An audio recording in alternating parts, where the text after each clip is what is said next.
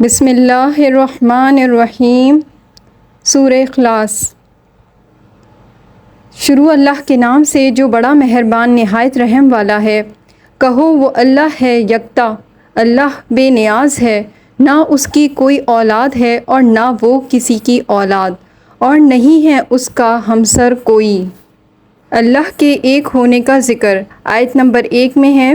کہو کہ وہ ذات پاک جس کا نام اللہ ہے وہ ایک ہی ہے۔ چونکہ اس صورت میں توحید اور وحدانیت کا ذکر ہے، اسی نسبت سے اس صورت کو سورہ اخلاص کہا جاتا ہے۔ سورہ اخلاص کے نازل ہونے کا سبب کیا ہے؟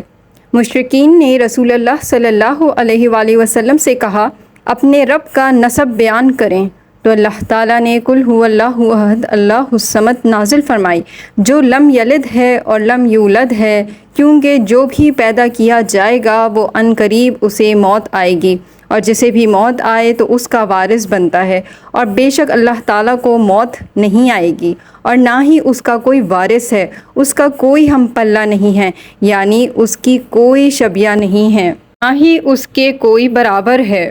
ایک روایت ہے کہ رسول اللہ صلی اللہ علیہ وآلہ وسلم نے کافروں کے معبودوں کا ذکر کیا تو انہوں نے کہا کہ آپ اپنے رب کا نسب بیان کریں، تو جبریل یہ سورہ مبارکہ لے کر آئے۔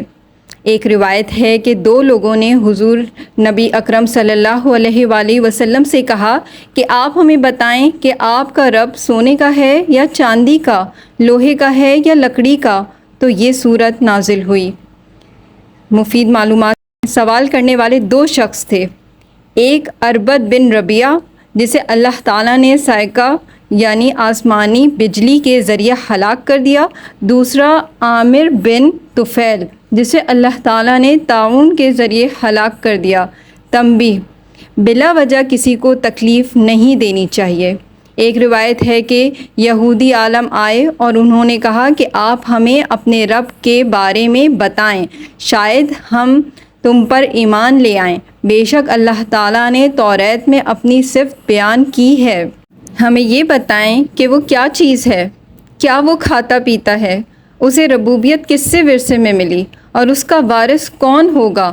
تو اللہ تعالیٰ نے یہ صورت نازل فرمائی، قل هو اللہ احد، یعنی جس کے بارے میں تم سوال کر رہے ہو وہ اللہ ہے جو الوہیت و ربوبیت میں واحد ہے، صفات کمالیہ سے موصوف ہے اور اس کی عظمت شبیہ مثل اور نظیر سے منفرد ہے۔ سورہ اخلاص 1/3 قرآن کے برابر۔ رسول اللہ صلی اللہ علیہ وآلہ وسلم نے فرمایا سورہ اخلاص قل هو اللہ احد 1/3 قرآن کے برابر ہے۔ سورہ اخلاص کی، جسے سورہ قل هو اللہ احد بھی کہتے ہیں، یہ فضیلت ہے کہ اسے ایک مرتبہ پڑھنے کا اجر و ثواب اتنا ہے جتنا 1/3 قرآن پڑھنے کا ہے۔ گویا اس کو 3 مرتبہ پڑھ لینے سے پورے قرآن کا ثواب مل جاتا ہے۔ اس کا مطلب یہ نہیں ہے کہ انسان قرآن پڑھنے سے بے نیاز ہو جائے اور صرف اسے 3 مرتبہ پڑھ کر سمجھ لے کہ بس مجھے سارے قرآن کا ثواب مل گیا ہے، اس لیے کہ کسی چیز کا کسی اور چیز کے برابر اجر و ثواب کا مطلب یہ نہیں ہوتا کہ اب دوسری چیز کا اہتمام کرنے کی ضرورت ہی باقی نہیں رہی۔ جیسے رسول اللہ صلی اللہ علیہ وآلہ وسلم نے فرمایا رمضان المبارک میں عمرہ کرنا میرے ساتھ حج کرنے کے برابر ہے، تو اس کا یہ مطلب نہیں ہے کہ اب حج کرنے کی ضرورت باقی نہیں رہی۔ نبی صلی اللہ علیہ وآلہ وسلم رات کو سونے سے قبل جو صورتیں پڑھتے تھے ان میں ایک یہ صورت بھی تھی۔ بعض صحابہ کرام رضی اللہ تعالیٰ عنہ ہر رکعت میں دیگر صورتوں کے ساتھ اسے بھی ضرور پڑھتے تھے، جس پر نبی صلی اللہ علیہ وآلہ وسلم نے فرمایا تمہاری اس کے ساتھ محبت تمہیں جنت میں لے جائے گی۔ صحیح بخاری۔ سورہ اخلاص قرآن کریم کی ایک مختصر لیکن بہت اہم صورت ہے۔ اس کی فضیلت کے بارے میں متعدد احادیث مبارکہ موجود ہیں۔ توحید کی بنیاد۔ رسول اللہ صلی اللہ علیہ وآلہ وسلم نے فرمایا سورہ اخلاص قرآن کا 1/3 حصہ ہے۔ محبت الہی۔ حضرت انس بن مالک رضی اللہ تعالیٰ عنہ سے روایت ہے کہ ایک شخص نے رسول اللہ صلی اللہ علیہ وآلہ وسلم سے کہا مجھے سورہ اخلاص سے محبت ہے۔ رسول اللہ صلی اللہ علیہ وآلہ وسلم نے فرمایا تمہاری یہ محبت تمہیں جنت میں داخل کرے گی۔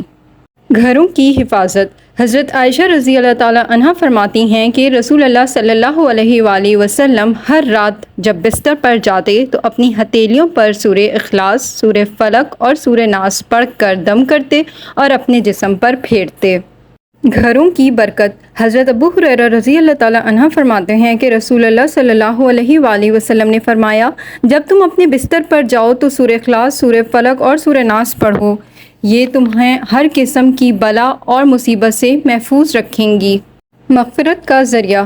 حضرت معاذ بن جبل رضی اللہ تعالی عنہ سے روایت ہے کہ رسول اللہ صلی اللہ علیہ وآلہ وسلم نے فرمایا، جو شخص سونے سے پہلے 10 مرتبہ سورہ اخلاص پڑھے گا، اللہ تعالیٰ اس کے 50 سال کے گناہ معاف فرمائے گا۔ حضرت ابو ہریرہ رضی اللہ تعالی عنہ سے روایت ہے کہ رسول اللہ صلی اللہ علیہ وآلہ وسلم نے فرمایا، جس نے صبح کے وقت سورہ اخلاص، سورہ فلق اور سورہ ناس 3 بار پڑھ لیں تو وہ ہر چیز سے محفوظ رہے گا۔ جنت کی بشارت۔ حضرت انس رضی اللہ تعالی عنہ سے روایت ہے کہ ایک شخص نے نبی کریم صلی اللہ علیہ وآلہ وسلم کے سامنے سورہ اخلاص کی تلاوت کی اور کہا، یا رسول اللہ صلی اللہ علیہ وآلہ وسلم، مجھے یہ سورت بہت پسند ہے۔ رسول اللہ صلی اللہ علیہ وآلہ وسلم نے فرمایا، تمہاری یہ محبت تمہیں جنت میں داخل کرے گی۔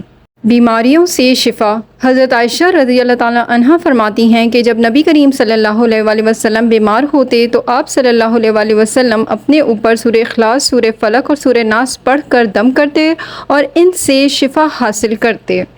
سب سے بڑی فضیلت۔ حضرت ابو سعید خدری رضی اللہ تعالی عنہ سے روایت ہے کہ ایک شخص نے دوسرے شخص کو سورہ اخلاص بار بار پڑھتے ہوئے سنا۔ صبح جب وہ نبی کریم صلی اللہ علیہ وآلہ وسلم کے پاس آیا تو اس نے اس واقعے کا ذکر کیا۔ نبی کریم صلی اللہ علیہ وآلہ وسلم نے فرمایا، قسم ہے اس ذات کی جس کے ہاتھ میں میری جان ہے، یہ سورہ قرآن کے 1/3 کے برابر ہے۔ منافقین سے بچاؤ۔ حضرت ابن عباس رضی اللہ تعالی عنہ فرماتے ہیں کہ رسول اللہ صلی اللہ علیہ وآلہ وسلم نے فرمایا، جو شخص سورہ اخلاص پڑھتا ہے وہ منافقوں کے شر سے محفوظ رہتا ہے۔ قرآن کے علمبردار۔ حضرت عبداللہ بن مسعود رضی اللہ تعالی عنہ سے روایت ہے کہ نبی کریم صلی اللہ علیہ وآلہ وسلم نے فرمایا، جو شخص سورہ اخلاص کو 10 مرتبہ پڑھتا ہے وہ اپنے نفع کے لیے قرآن کے 2/3 حصے کو مکمل کرنے کے برابر ہے۔ اللہ تعالیٰ کی صفت۔ حضرت ابو موسیٰ اشعری رضی اللہ تعالی عنہ سے روایت ہے کہ رسول اللہ صلی اللہ علیہ وآلہ وسلم نے فرمایا، اللہ تعالیٰ نے اپنی صفت کو سورہ اخلاص میں بیان کیا ہے اور جو شخص اسے پڑھتا ہے وہ اللہ تعالیٰ کی صفت کو یاد کرتا ہے۔ شفاعت کی وجہ۔ حضرت ابو ہریرہ رضی اللہ تعالی عنہ فرماتے ہیں کہ نبی کریم صلی اللہ علیہ وآلہ وسلم نے فرمایا، قیامت کے دن سورہ اخلاص شفاعت کرے گی اور اپنے پڑھنے والے کو جنت میں داخل کرے گی۔ دوسروں کو سکھانے کی ترغیب۔ حضرت انس بن مالک رضی اللہ تعالی عنہ سے روایت ہے کہ ایک شخص نے نبی کریم صلی اللہ علیہ وآلہ وسلم سے پوچھا، سورہ اخلاص کا مقام کیا ہے؟ رسول اللہ صلی اللہ علیہ وآلہ وسلم نے فرمایا، یہ سورت قرآن کا 1/3 حصہ ہے۔ پھر اس شخص نے کہا، کیا میں یہ سورت دوسروں کو بھی سکھا سکتا ہوں؟ رسول اللہ صلی اللہ علیہ وآلہ وسلم نے فرمایا، ہاں ضرور سکھاؤ۔